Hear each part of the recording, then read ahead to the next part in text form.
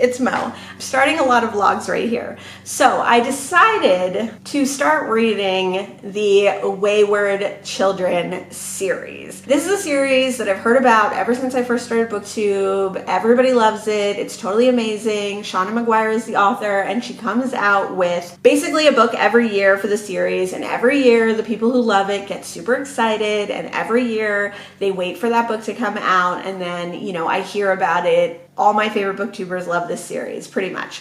And I knew that this was a series that I always wanted to read. I knew that I would be reading it at some point. If you haven't heard of it, the Wayward Children Series is a series of novellas by Seanan Mcguire, which starts with Every Heart a Doorway. And in Every Heart a Doorway, we are introduced to Eleanor West's Home for Wayward Children, which is a boarding school, and mental health facility, which the outside world thinks is like basically a place for people with traumatic events and PTSD to go to recover.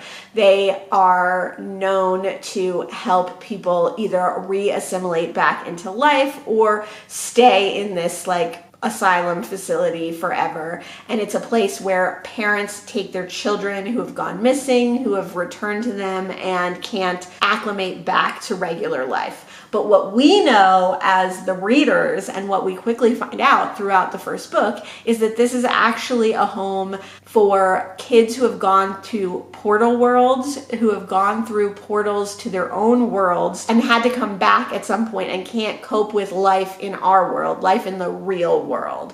So all the kids at Eleanor West's have gone through portals and then come back to the real world. And Eleanor West is a school for kids who want to remember their worlds, who want to learn to cope with the feelings that they're having, and they are all children who eventually want to get back to their real worlds, to find another portal, to go back through their doors, and to return to the worlds where they feel safe and comfortable. There are other schools that we find out about in the first book. One of them in America near Eleanor West is for kids who do not want to remember, who want to assimilate back into the real world, who want to forget that they ever found a world that was theirs and that they loved. Now, it's unclear from reading the first few books, which I have done, whether everyone has a good time in their world or whether their worlds could be bad, and maybe that's one of the reasons that they want to forget. But I knew I was always going to read these. I'm very excited to have started them. I read Every Heart a Doorway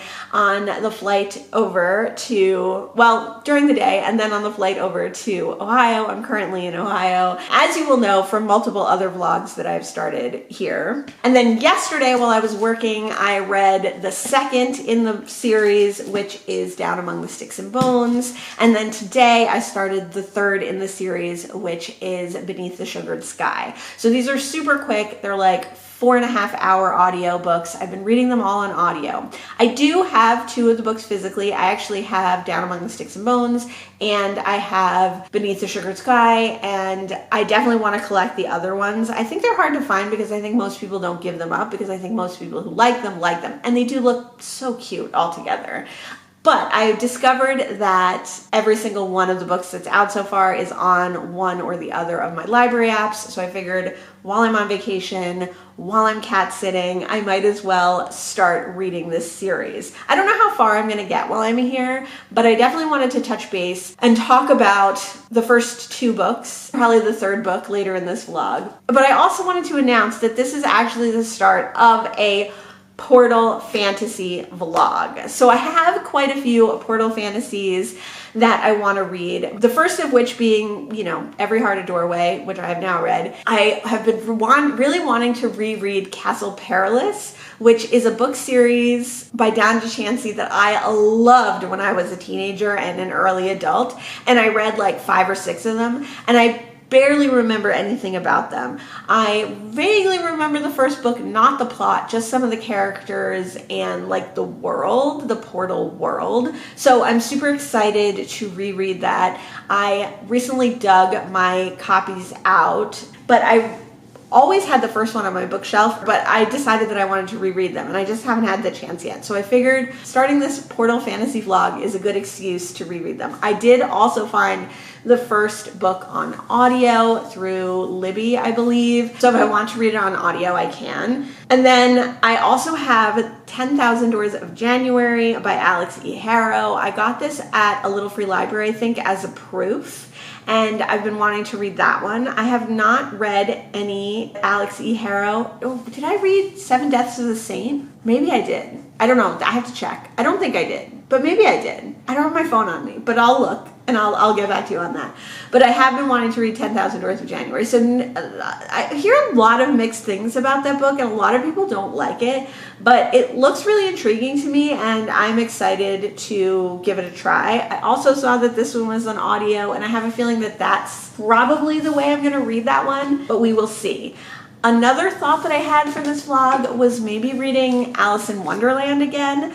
Partly because it's mentioned in Every Heart a Doorway, and partly obviously because it's a Portal fantasy, but partly because I haven't read that one as an adult, and I would like to see just like what it's like. Obviously, I know the story really well. I think most Americans do. I'd like to read the writing. That book has, and Lewis Carroll in general has a really interesting backstory. Well, we'll see how far I get with all these books, and we'll see how long this Portal Fantasy vlog is going to be. But let me know if you've read any other Portal Fantasies that you love. Let me know any suggestions or recommendations that you have. Maybe this will be a good concept to come back to later and do more, or maybe if I don't read all those books in this vlog, we'll do another vlog. I feel like Portal Fantasy is maybe one of the fantasies that I really like. I'm not a huge fantasy reader. I'm definitely not a huge high fantasy reader. Oh, you know what? Another thing is that my husband has been reading a Portal Fantasy. He's been reading the Dark Tower series. So I think actually, now that I'm thinking about it, probably hearing him talk about that series got me more excited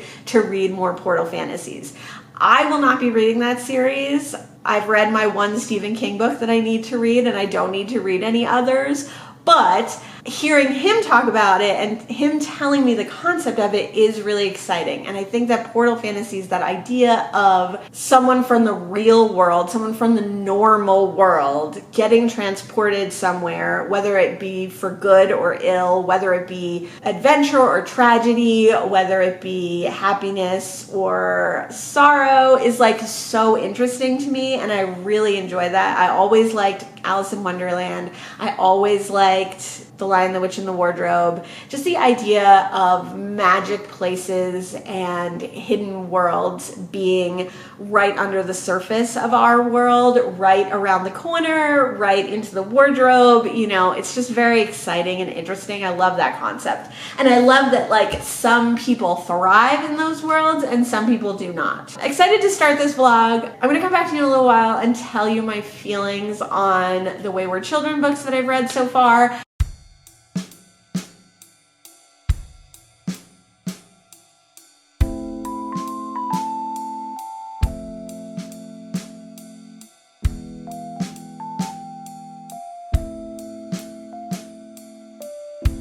Okay, let's talk about the Wayward Children series so far. So I now have completed the first 3 Wayward Children series, and this is why I was hesitant to start this series, because I knew with them all being novellas, with it being so short, that I was going to read a bunch of them right in a row. And I was worried that they would all bleed together, which is coming to pass. I don't know. I guess I was worried that I was going to read them all and then I wouldn't have anything left to read. So the first book, we meet Eleanor West, who was a person who went to a portal world and who came back from that portal world. And we find out very quickly that she was able to move back and forth at will, and she still could go back to her world, go back through her door, be in the world that she wants to live in, but she has chosen to stay in the real world to help other portal children. So you find that out right away, and you meet a cast of characters at the school, and the whole mystery and the whole story is set at the school, right? And in that first book, we meet Nancy, who is new to the school. So you are immediately identifying with Nancy. You're immediately coming to the school as she's coming to the school, learning things as she's learning them. And a lot of the book is like exposition about what the book is about and about what the school is about and about how portals work and how the doors work for people. And you're experiencing that all as Nancy's experiencing it, because all these kids, they all went to, and then we're not talking kids, like they're like 16, 17, 18. I think the youngest student is supposed to be 12. So like, you know, young adults, but like pretty much adults at this point. And a lot of the kids age differently in their worlds. So all these kids, even though they travel to their own portal worlds, don't know like the language associated with portal worlds, because for them, they just went into a doorway or fell into a river or went into a trunk in the attic and went into their world. They don't realize that lots of other people have done this. Sometimes their family has done this before them, a great aunt, an uncle, a grandmother, a mother. They only know that like Alice went to Wonderland, the kids went to Narnia. They don't know that other actual children did these things and that those aren't just stories. That's like a told reality that someone wrote down as fiction. So you're learning all that, you're learning the language, and a lot of the setup is learning the language and learning the rules that Seanan Mcguire has created for these worlds.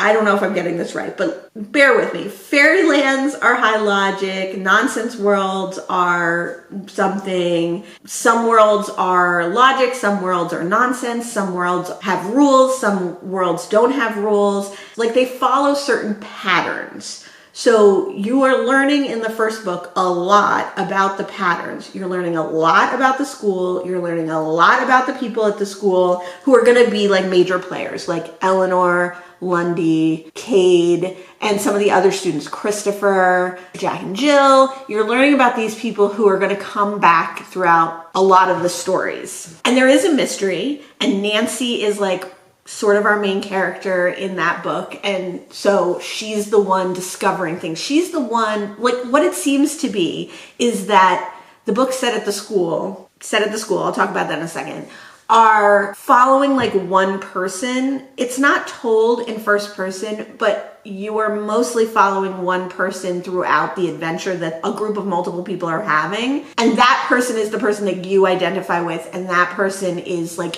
you in the story to a certain extent. And I feel like Seanan Mcguire is going to make it so that you might identify, like each person in that setup is going to be someone that you might identify with. Nancy wants to be still. She wants to be quiet. She wants to be calm. She wants to go unnoticed. You know, she wants to be solid, and she wants things to be reliable and understandable. And then later in Sugar Sky, we have Cora. And Cora wants things to be active. She wants things to be like identify with sports and sporting. She wants like rules, and she wants to win and to be able to be strong. You might identify with multiple characters in the book, but I think when you meet those main characters, like they're supposed to represent something about the reader. So each reader is going to identify with a different main character. Each reader is going to find themselves in these books somehow. And that definitely seems to be like a common theme throughout these books. And I think that's why so many people like love these books, because they find someone in the books, whether they're a major character, whether they're a regular character, or whether they're a side character that they are going to identify with, and then those characters are going to come up again. You want to keep reading because you want to learn what happens to your character, to your person in the story.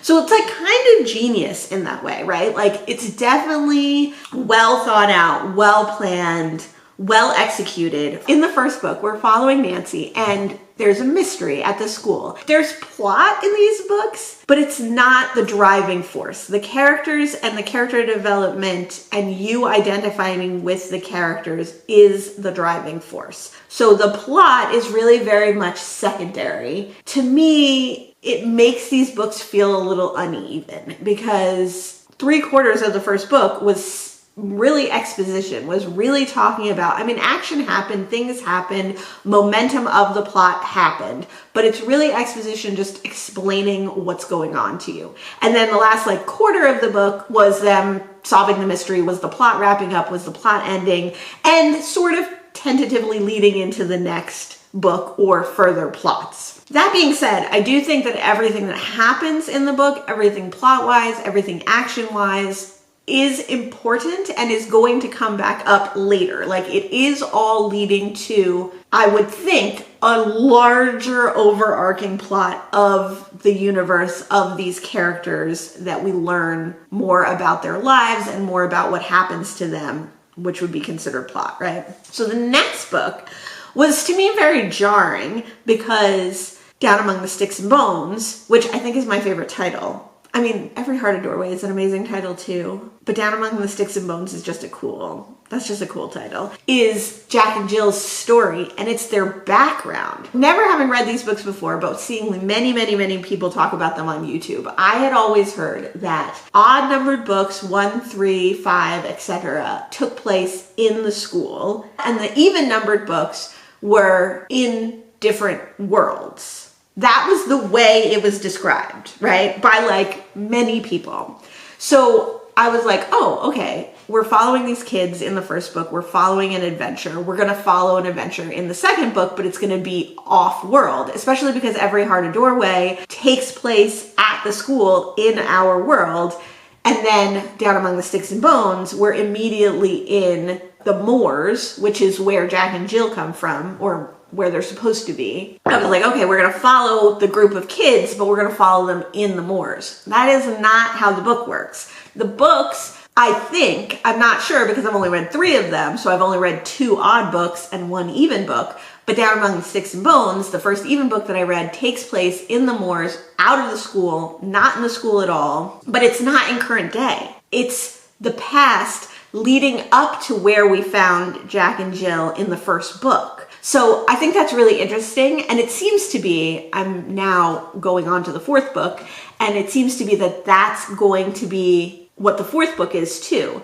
The story of one character, or 2 characters, or however many who happen to be in that world, their history. So I think a better way to describe it, and a more accurate way to describe it, is that the even number books are the past, are different timeline. The odd number of books are the current timeline. So in the current timeline, we're always seeing the kids from Eleanor West's Home for Wayward Children. And in the past storylines or different timelines, we're seeing the worlds that the kids have traveled to or are coming from or are going to. I assume that they're not all going to be backstory, that they're not all going to be past. But I think that that's a more accurate way to like describe these books, because when I first started reading Down Among the Sticks and Bones, I was kind of disappointed that we were only getting Jack and Jill's story and that we had to do all the world building again, and we had to do all the exposition again, and we had to learn about the world again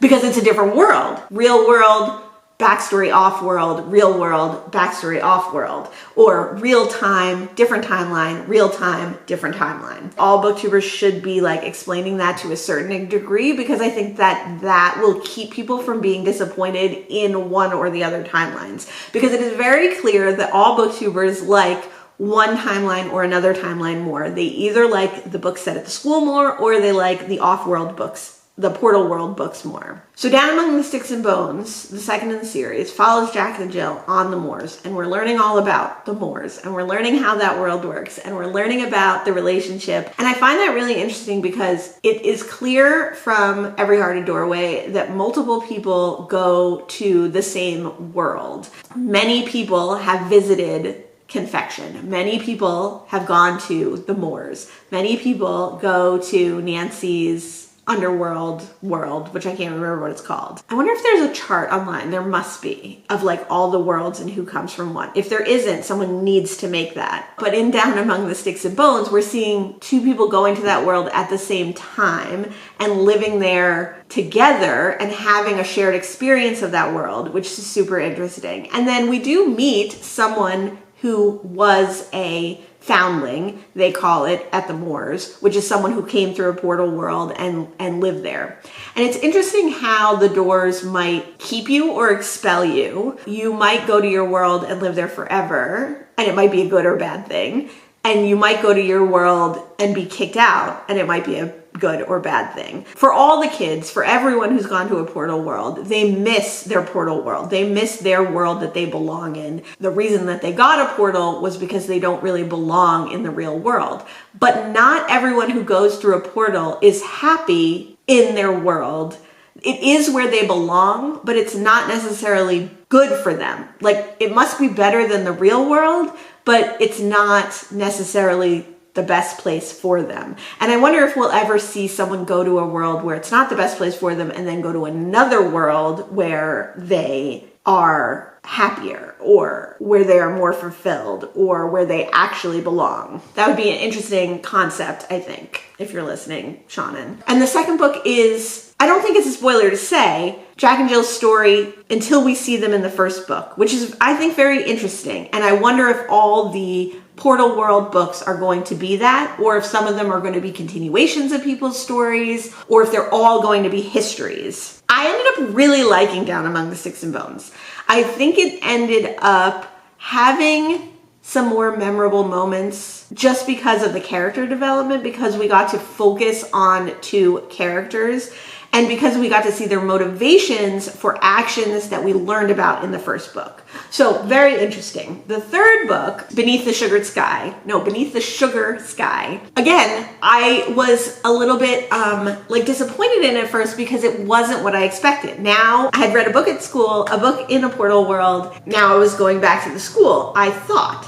But again, inaccurate because they're not at the school for the majority of Sugar Sky. They are traveling around. It is a group of people again. We do meet a new main character, Cora, who has come to the school, who's new at the school. Like, that's a big theme, is being new at the school for those current timeline books that you, as the reader, are experiencing the world with another new person. You first experienced it with Nancy, now you're experiencing it with Cora. And in the third book, we see Cora coming to the school, learning about the school, meeting some new characters, but reuniting us with older characters like Cade and Christopher. They go on an adventure and there is a mystery. So the second book didn't really have a mystery. It was really just talking about the characters. The third has a mystery like the first had a mystery. So maybe you could also say that the odd number books are mysteries and puzzles that people need to solve, and the even number books are histories, are recounting things that have happened. Current timeline and past timeline. Sugar Sky, they're going on this trek, they're having a mystery, and I think it's interesting to note that in the third book, you meet people that you met in the first book that you didn't think you were going to meet again. So there's always this potential for people to come back, and there's always this potential for people who you think are done in the stories to be reunited with the current group of people. So I was like, again, a little disappointed because I was like, oh, I thought we were going to get a school book. Like, I thought we were going to learn more about the schools, see more about classes, see more about how the outside world clashes with Eleanor West. And instead, we got like a grand adventure going to multiple different worlds. But by the end of Sugar Sky, I was not disappointed. I did enjoy that one as well, although it's definitely the weakest of the three so far for me. And I've heard that a lot, that it's one of the weaker books in the series. And I think that's because the mystery is something that the group of kids need to accomplish for later books. And that's something else that I've heard. I've heard that books in the series that are a bridge to something else that's going to happen in the series are weaker than the books that are more either self-contained stories or more well-rounded stories. Like, Every Heart a Doorway could have been a standalone, and you could certainly read it as a standalone if you decide you just want to read that one book. But I feel like Sugar Sky, it's obviously leading to something else. It's obviously not the end of that story. There's more that needs to happen. Now I'm going to read In an Absent Dream. I started it last night. I only read like 20 minutes of it, not very much, or listened to 20 minutes of it. And it is a story of someone that we have met in the first book, and it is obviously immediately their history. So it is a Portal World book, and it is their history, how they found the Portal World, and their story ideally leading up to where we met them in Every Heart a Doorway. I don't know, this character, I don't want to tell you who it is. Like, I don't think it's a spoiler to tell you that the first Portal World book follows Jack and Jill, because one, they're an obvious choice at the end of the first book to follow next.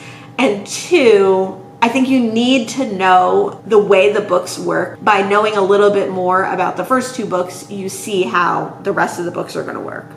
So this fourth book, I don't love the character. It's so interesting because am I just doing what I did with the other books where I'm a little disappointed? Now I'm disappointed in like who the character is going to be, but by the end of the book I'm going to like love who the character is going to be. I don't know. In an Absent Dream follows a character that we met in the first book, but I was like not interested in. I think their position in the first book was interesting. One of the really interesting things about the first book was to see people who had gone to Portal Worlds who were stuck in our world and what happened to them, like how they reacted to being stuck. And there's people who have been stuck for a couple of months, like Nancy, and there's people who've been stuck for dozens of years, like Eleanor. So this person was a person who was stuck for longer, and how they developed and how they're coping with the real world. One of the very interesting things about the odd-numbered books is how people are dealing with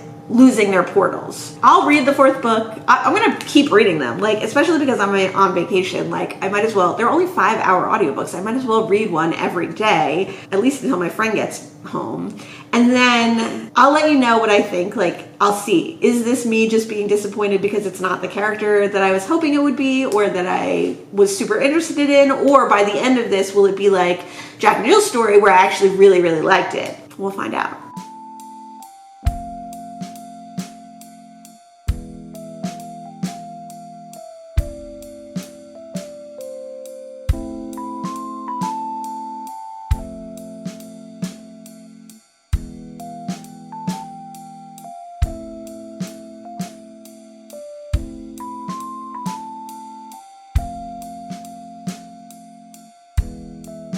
Alright, so checking in, I have now completed all the Wayward Children books.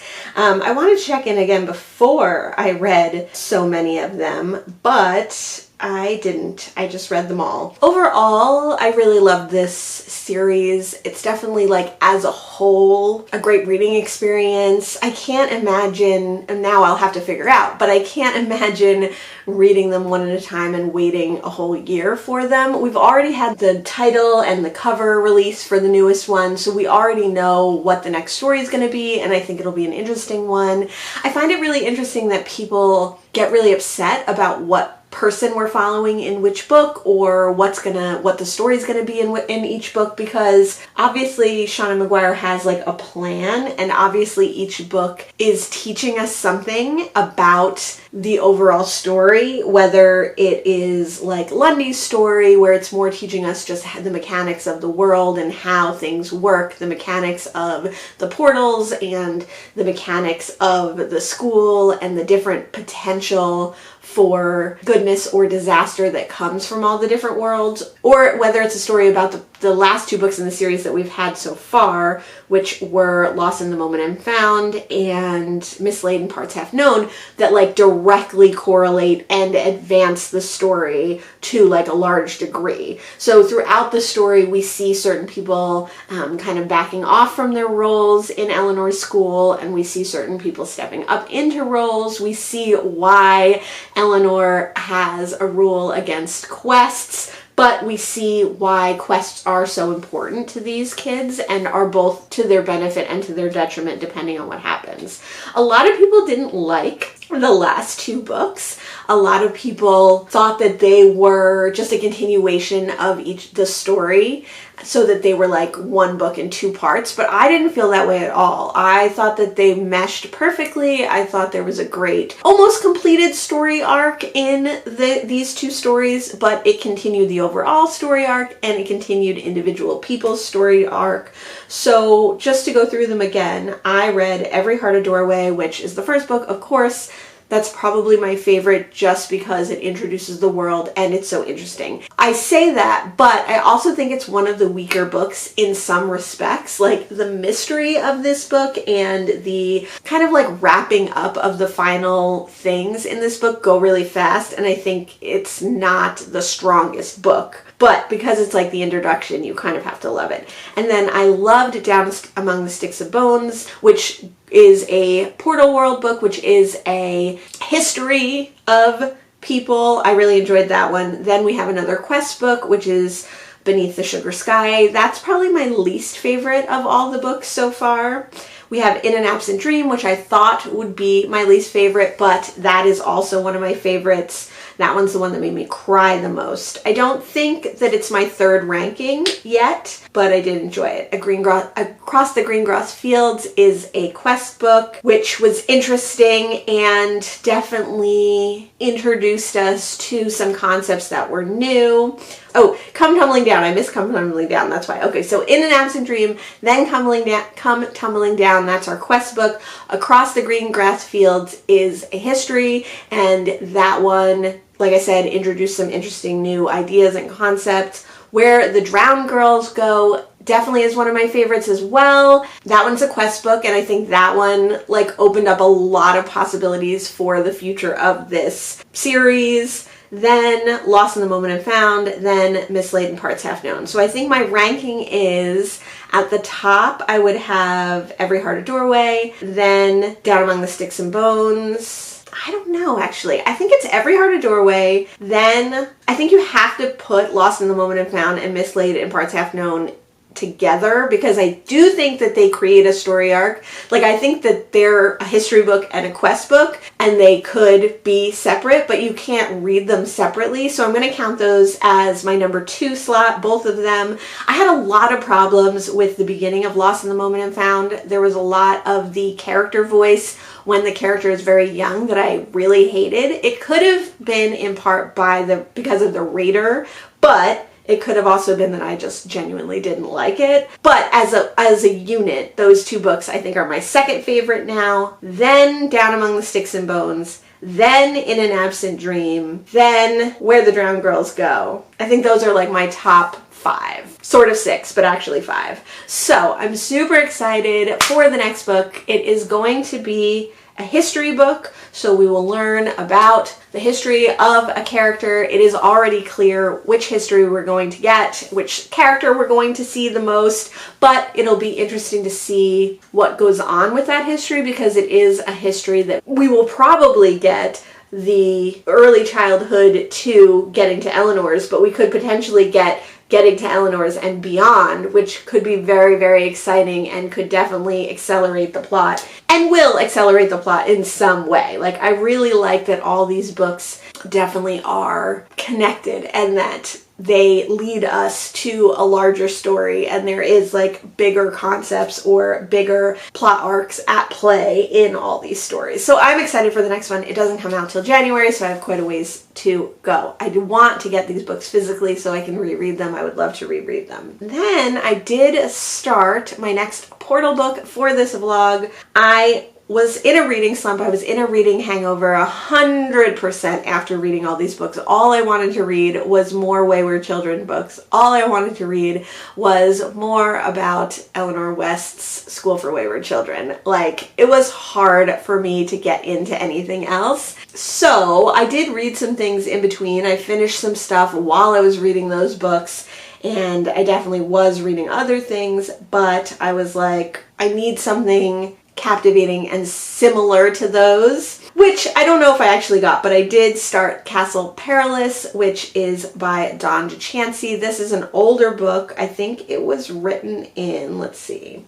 Oh, the audiobook is 2023, which is crazy. Castle Perilous was written in 1988, and I read it probably in the 90s or the 2000s when I first read it. It is a long series, and it is a Portal World series. We follow a variety of people as they explore Castle Perilous, which is a castle on a plane of existence that many people enter by various doors that they find on Earth or on different worlds. Castle Perilous is kind of like a nexus of places and of doors. So if we're referring to the Wayward Children, it would be like in Lost in the Moment and Found. It's a place where lots of doors show up from lots of different places, lots of people come, some people stay, some people go. The world on which Castle Perilous is also going through a war. There are warring factions, the head, the king of Castle Perilous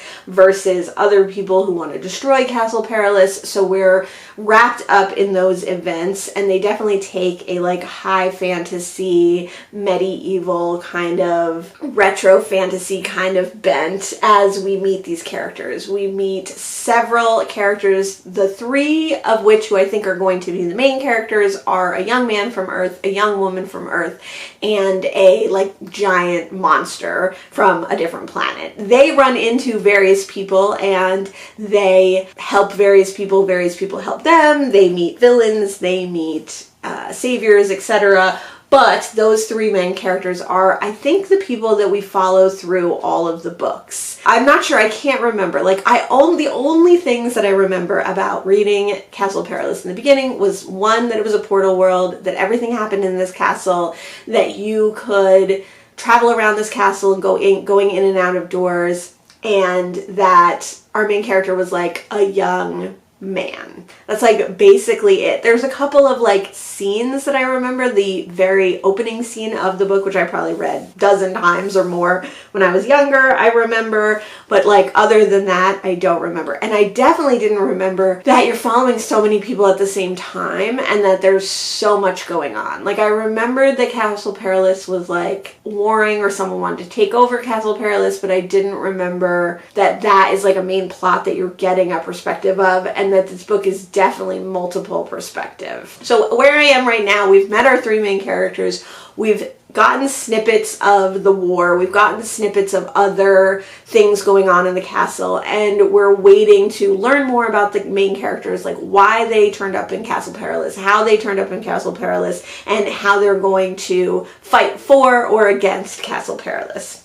I think that on audio it's a little confusing. I'm reading this on audio. I do have a physical copy, the copy that I had since I was a kid, but on audio there's just so much going on, and I don't know if the reader is like the best reader for this, or maybe it should have been multiple readers so that you got different readers for different perspectives, or maybe like one reader for the main characters and one reader for everything else. But I also was in this book hangover, so maybe it was me. So I've only gotten about a quarter of the way through so far, and I definitely plan on continuing, but I'm reading a lot of other things at the same time. This is one of the rare times that I'm reading like 6 books at the same time. Let me see. I am reading 1, 2, 3, 4, 5. I'm reading 5 books at the same time for various vlogs or for various readathons, or just because I was already reading them and I wanted to continue. So I am planning on continuing Castle Perilous, but I don't know when I'm going to get back to it. It might be one that I put on hold for a little while,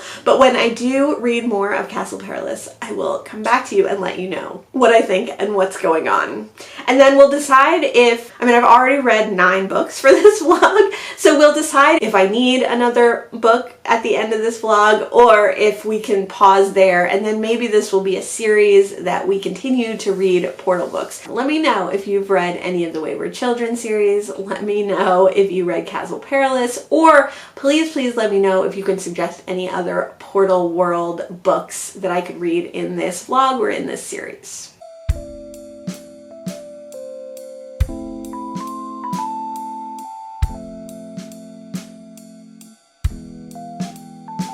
I'm back, and I have finished Castle Perilous by Dawn DeChancy.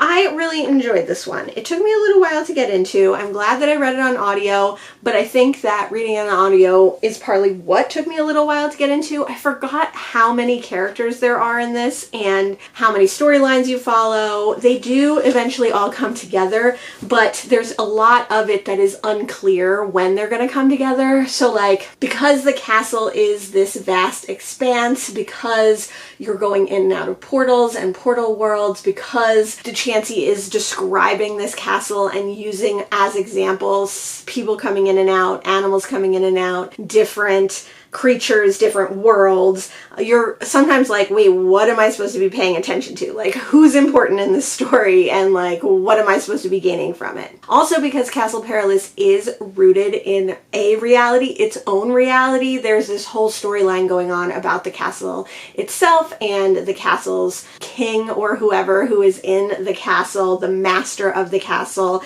and his storyline, which is a little bit confusing.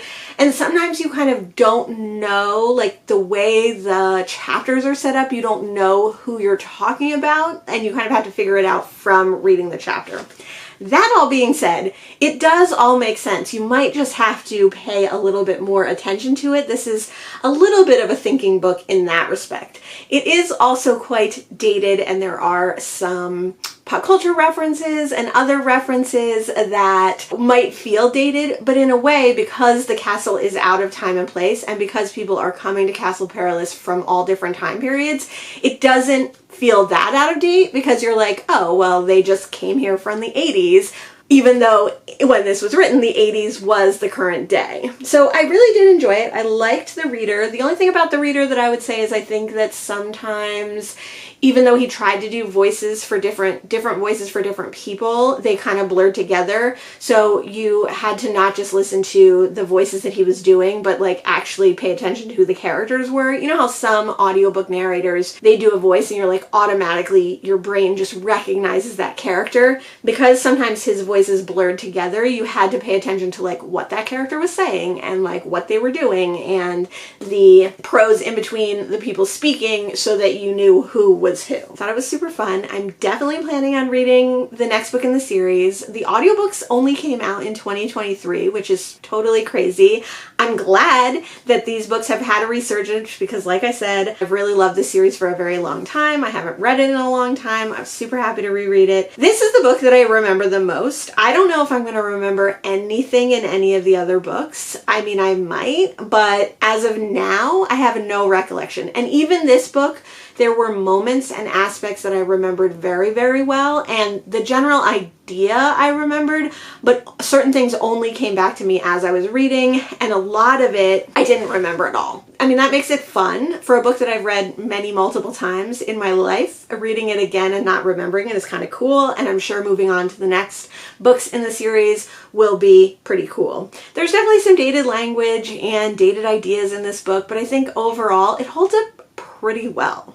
So that was the next book that I read for this Portal World vlog, and I think I'm going to stop there. We did read 10 books in this vlog, so that is a lot of books. That's probably the most books that I've ever read in a vlog. Does it really count because 9 of them were the Wayward Children's? I think it does. I think it counts. The next in the Wayward Children series is not coming out, I think, until January, and I definitely don't plan on reading the next one of these anytime soon. So maybe we'll come back and revisit this vlog with the next in the series at some point. And in the meantime, I still really want to read The 10,000 Doors of January. I would like to revisit Alice in Wonderland. I think I would like to revisit the Narnia books. Maybe the next vlog would be looking at some of the Portal World vlogs that are foundational, you know, like Alice in Wonderland, like Narnia. Maybe that would be a fun vlog, or maybe I'll just read some more Portal books in general. Let me know if you love Portal books. Let me know if you hate Portal books. Let me know what you thought of this vlog. As far as, is a vlog about Portal books interesting to you? Let me know your thoughts on that. Thanks so much for joining me today, and I'll see you in the next one. Bye.